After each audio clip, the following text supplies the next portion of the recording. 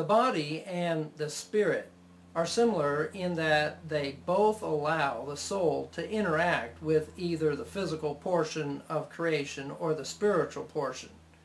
Without the body, the soul would not be aware of the physical world. Likewise, without the spirit, the soul would not be aware of the spiritual world.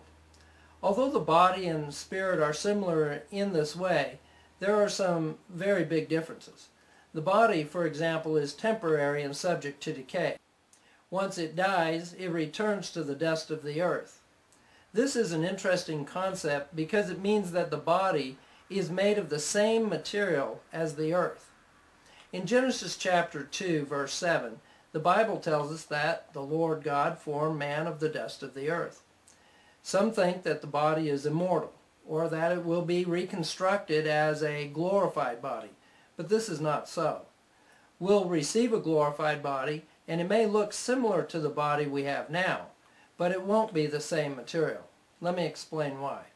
The body is composed of physical elements found in the dust of the earth, such as carbon, oxygen, nitrogen, hydrogen, and other atoms and molecules. When the body decomposes, as bacteria utilize it for food, these elements are released back into the soil and into the air. This is known in biology as molecular cycles. There's a carbon cycle and an oxygen cycle, and so on. The molecules that were once in George Washington's body long ago are now part of trees and animals and even other people. The elements of the earth are constantly being recycled. For example, you breathe in oxygen and blow out carbon dioxide. The oxygen you breathe comes from plants, which your body converts back into water for the plants to use. The food you eat is converted into carbon dioxide, which you blow out your nose. This is used by plants to make more food. The carbon dioxide is converted into sugar by a plant, which will be eaten by a cow, which you will eat as a hamburger. Your body breaks down the hamburger into carbon dioxide, and the cycle repeats itself. Careful thought about this process will lead you to understand that our bodies are using recycled materials that have been used by many plants, animals, and other people ever since God created life on earth. What is the significance of this concept? It helps us understand that our physical bodies are temporary. Once the body dies, it will no longer exist. When the body is resurrected, it will not be the same body, and it will not be with the elements that it once possessed. It will be resurrected as a completely new body with new material, not recycled old elements. 1 Corinthians chapter 15, verse 44 says, "It is sown a natural body, it is raised a spiritual body. There is a natural body and there is a spiritual body."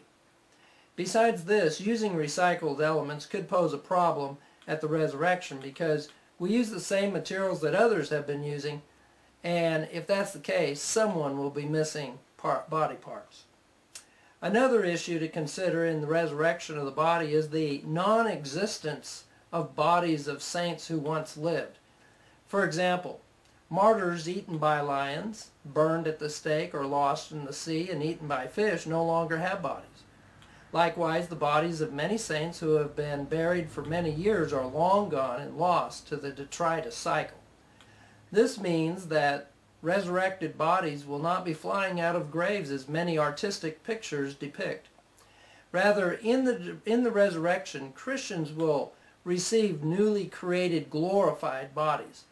This makes more sense anyway, that God would create brand new bodies for residence of our souls in the new heaven and new earth, instead of refashioning old recycled materials from a corrupted world.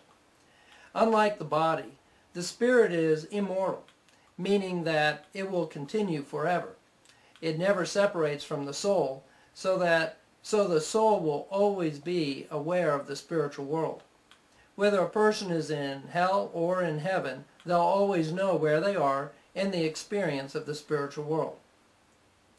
Being aware of the spiritual world does not mean that you're spiritually alive. This is how the body and the spirit also differ. Satan and his demons are spiritually aware, but they're spiritually dead.